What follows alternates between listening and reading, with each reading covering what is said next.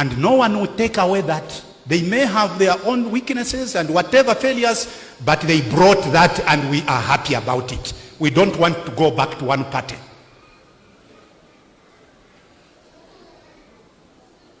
There came the PF. They brought patriotism. It's in their name. Patriotic Front. Patriotism. That desire for you to have the love for your nation and support things that have to do with your nation.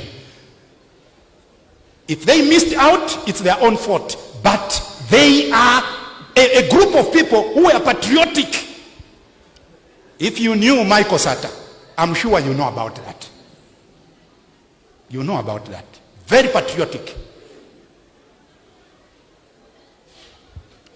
Here we are now with Upnd. What shall we remember you for?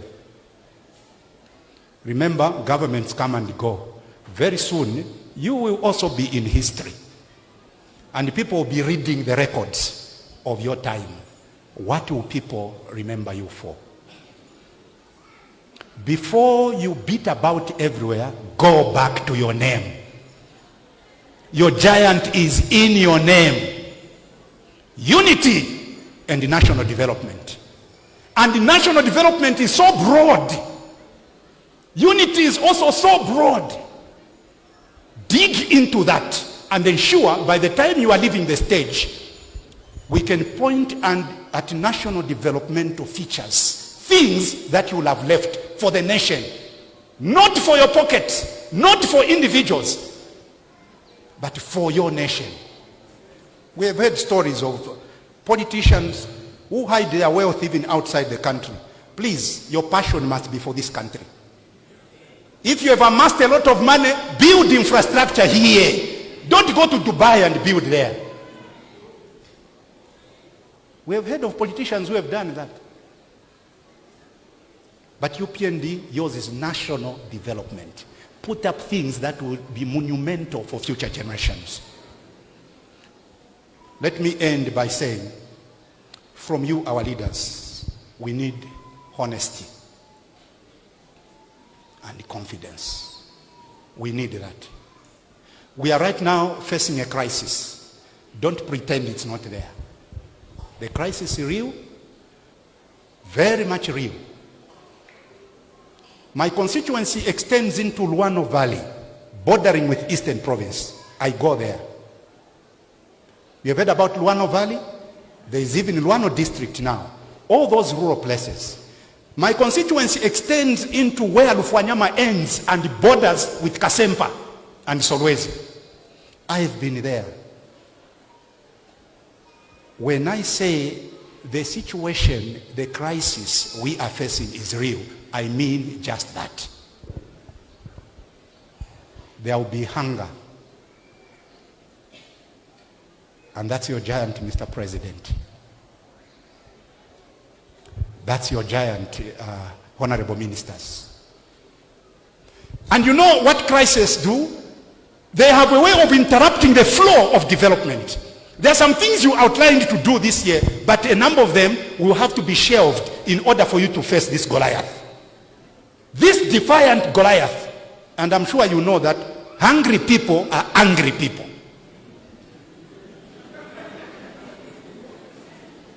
That's what easily creates chaos in the nation. And enemies of development want to ride on that chaos in order to gain mileage. You are aware of those politics.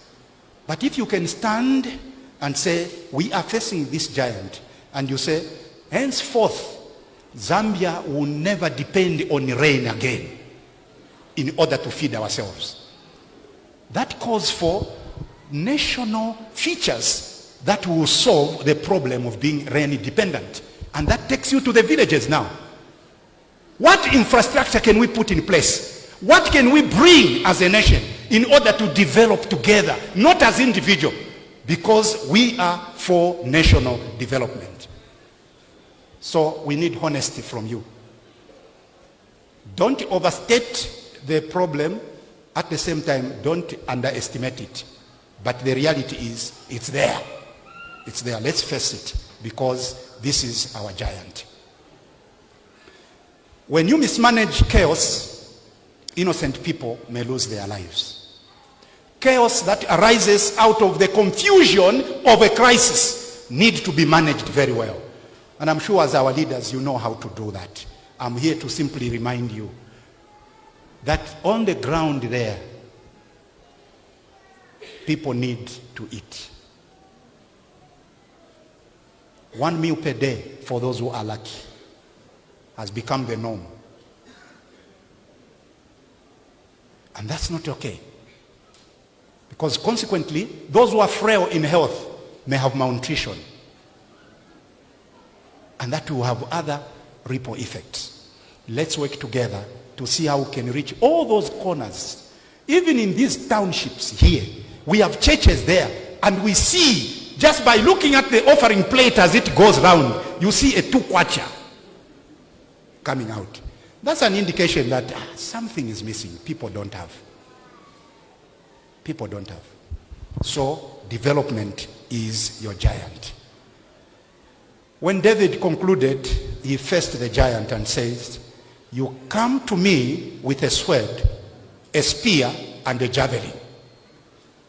But I come to you in the name of the Lord of hosts." Hallelujah. Amen. Face your enemy like that. Don't go with a physical strength. Honorable Matambo, you mentioned it.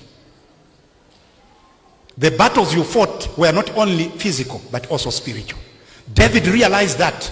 Goliath was coming with physical weapons. And David reminded him, "I don't have any physical weapon, but I come to you in the name of the God of heaven, whom you have defied." And if we approach things like that, our leader, God is going to help us. And we are here to hold your hands like those 2 supporters on the mountain for Moses. As the battle was going on, they came and lifted up his hands in order for the battle to have victory. We are here to do that.